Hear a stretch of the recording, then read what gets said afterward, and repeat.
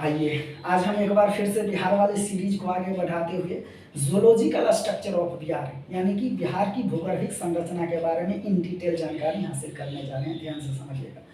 समझने के लिए सबसे पहले बिहार का मैप ड्रॉ करते हैं।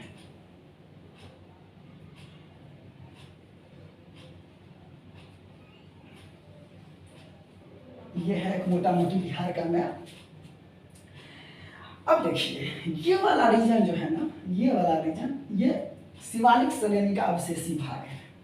ये वाला रीजन जो है आपका दक्षिणी बिहार वाला रीजन, दक्षिणी बिहार का जस्ट जो सीमावर्ती भाग है वो है आपका छोटा नागपुर पठार का कह सकते हैं अवशेषी भाग। इसके अलावा ये वाला रीजन जो है, ये वाला रीजन है आपका प्रायद्वीपीय भारत का पूर्वी भाग। ध्यान से समझिएगा, प्रायद्वीपीय भारत का पूर्वी भाग। बीचों बीच से होकर के गंगा नदी बहती है 445 किलोमीटर, और इसके उत्तर में उत्तरी गंगा का मैदान और दक्षिण में दक्षिणी गंगा का मैदान। मोटा मोटी इतना बात सब कोई जानता है। अब हम इसका फॉर्मेशन कैसे हुआ उसके बारे में जानकारी हासिल करने वाले हैं, तो ध्यान से समझिएगा। पृथ्वी का निर्माण तकरीबन 500 करोड़ वर्ष पहले हुआ। मोटा मोटी 460 75 लिखा रहता है, मान लेते हैं कि 500 करोड़ वर्ष पहले हुआ पृथ्वी का निर्माण। तो पृथ्वी के निर्माण के क्रम में भी बिहार की भूमि का निर्माण हुआ। अब बिहार की भूमि का निर्माण तब से लेकर के और आज तक निर्माण की प्रक्रिया जारी है, और बिहार का भूमि भी अछूता इससे नहीं रहा। जैसे कि जब हम नेपाल हिमालय का बात करते हैं तो नेपाल हिमालय एक नवीनतम मुर्दार पर्वत वाला श्रेणी है और उसका उत्थान अभी भी हो ही रहा है। तो भूमि का निर्माण होता ही रहता है। प्राचीनता से लेकर के नवीनता का जो एक सम्मिश्रण है वो कहीं ना कहीं बिहार के भूमि पर भी देखने को मिलता है। बिहार की भूमि का जो एक संरचनात्मक ढांचा है उसको समझने के लिए मुख्य रूप से हम 4 क्रम में बांट करके पढ़ने वाले हैं। जैसे कि आर्कियन युग की संरचना, उसके अलावा विंध्यन समूह की संरचना, टर्सरी संरचना और क्वाटरनरी संरचना। ध्यान से समझिएगा। सबसे पहले हम बात करते हैं आर्कियन युग की संरचना। तब गर्म तप्त मैग्मा के ठंडा होने से जो पृथ्वी का निर्माण हुआ है, तो निर्माण के क्रम में जो पहला चट्टान बनता है वो होता है आर्कियन युग की संरचना। यहाँ पे हम लिख देते हैं लगभग 500 करोड़ वर्ष पूर्व से लेकर के ये हो जाएगा आपका 60 करोड़ वर्ष पूर्व तक। ये वाला जो कालखंड है इसमें इस चट्टान का निर्माण होता है। आर्कियन क्रम की चट्टान का निर्माण हो गया तो यहाँ पे जो पहला चट्टान बनता है उसमें क्या होता है, जीवाश्म नहीं पाया जाता है। तो आर्कियन क्रम की चट्टान में क्या होगा, पहला फीचर कि यहाँ पे जीवाश्म नहीं पाया जाएगा। बिहार के भूमि में मुख्य रूप से आपका हो गया गया, हो गया मुंगेर, हो गया शेखपुरा वाला जो रीजन हो गया, यहाँ पे जीवाश्म वाले चट्टान नहीं पाए जाते हैं। तो आर्कियन क्रम की चट्टान गया, मुंगेर और शेखपुरा में पाया जाता है जहाँ पर कि जीवाश्म नहीं मिलता है।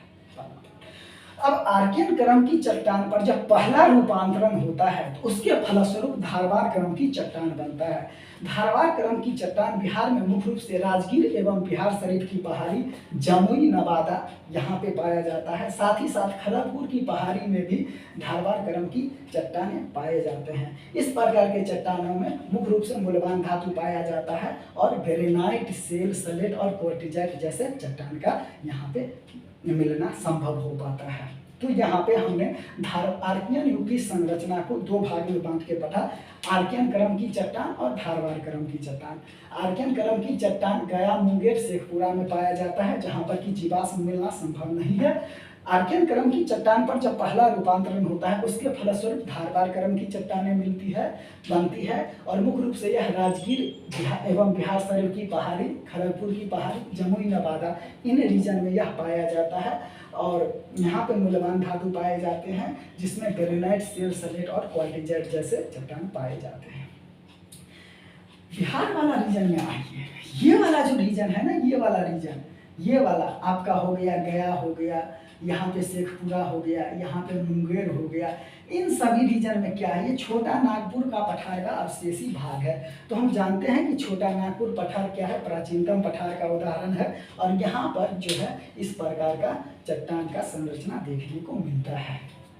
आगे चलते हैं दूसरे क्रम की चट्टान में। अब विंध्यन समूह की संरचना को हम पढ़ने जा रहे हैं।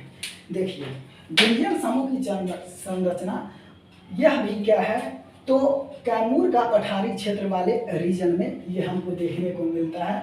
विंध्यन समूह की संरचना को मुख्य रूप से हम दो भाग में बांट करके पढ़ेंगे, एक निम्न विंध्यन समूह की संरचना और ऊपरी विंध्यन समूह की संरचना।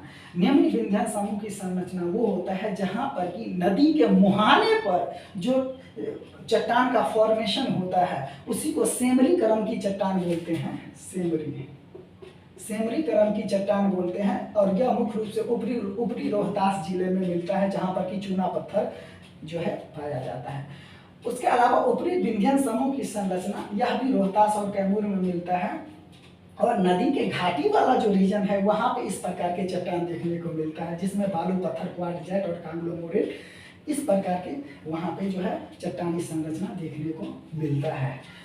विंध्यन समूह की संरचना का अगर हम बात करें तो रोहतास और कैमूर जिले में सोन घाटी में चूना पत्थर का एक बहुत बड़ा स्रोत है और यह बिहार में एकमात्र स्रोत है। इसके अलावा अमझोर बंजरी में पायराइट्स की 60 से 90 सेंटीमीटर मोटी परत पाई जाती है और इसका उपयोग सल्फ्यूरिक अम्ल बनाने में किया जाता है। इस खनिज के उत्पादन में बिहार जो है अग्रणी स्थान रहता है और यहाँ देश का 75% पायराइट उत्पादन किया जाता है। कई मरतबे बीपीएससी के पीटी में पूछा गया है कि पायराइट के उत्पादन में निम्नलिखित जिला अग्रणीय है।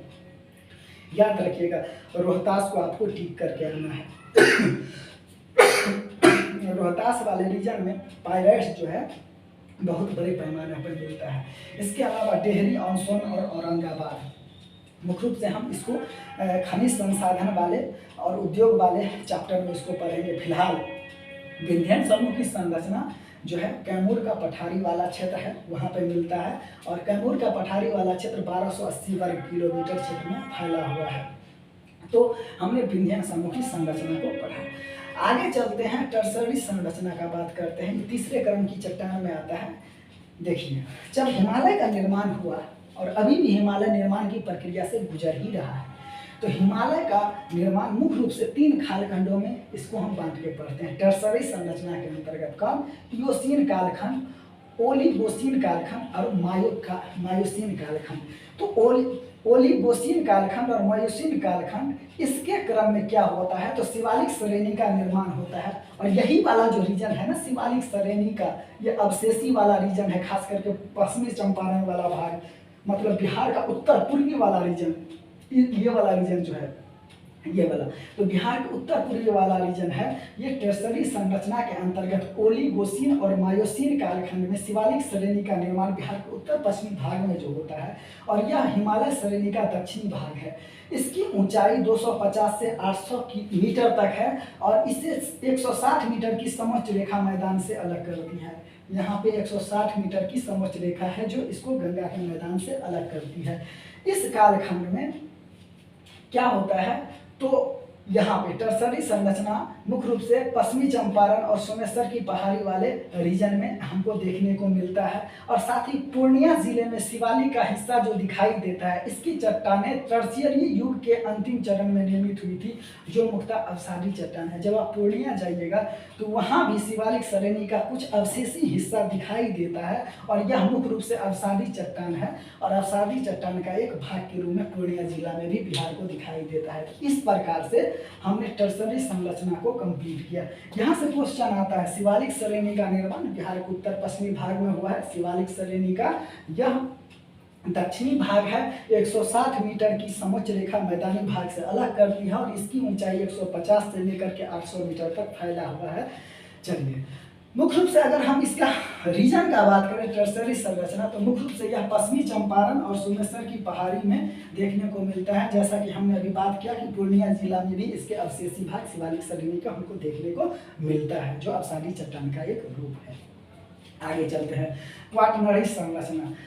क्वाटरनरी संरचना के अंतर्गत मुख्य रूप से बिहार का मैदानी वाला रीजन को हम संलग्न करते हैं, मैदानी वाला भाग, और कह सकते हैं कि बिहार के रीजन का जितना भी कुल क्षेत्रफल है, कुल क्षेत्रफल 1,63,000 वर्ग किलोमीटर जो है, उसका 95% भाग जो है वह बिहार का मैदानी भाग है।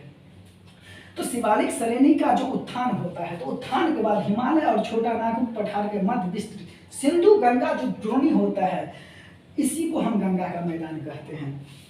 सिंधु गंगा द्रोणी और शिवालिक के उत्थान के बाद हिमालय और छोटा नागपुर के पठार का बीच का भाग, जैसे कि हमने बात किया कि ये हो गया हिमालय, हिमालय का दक्षिणी भाग, ठीक, और इस तरफ से छोटा नागपुर पठार का दक्षिणी भाग, ये बीच का जो रीजन है ना, इसी को हम गंगा का मैदान कहते हैं।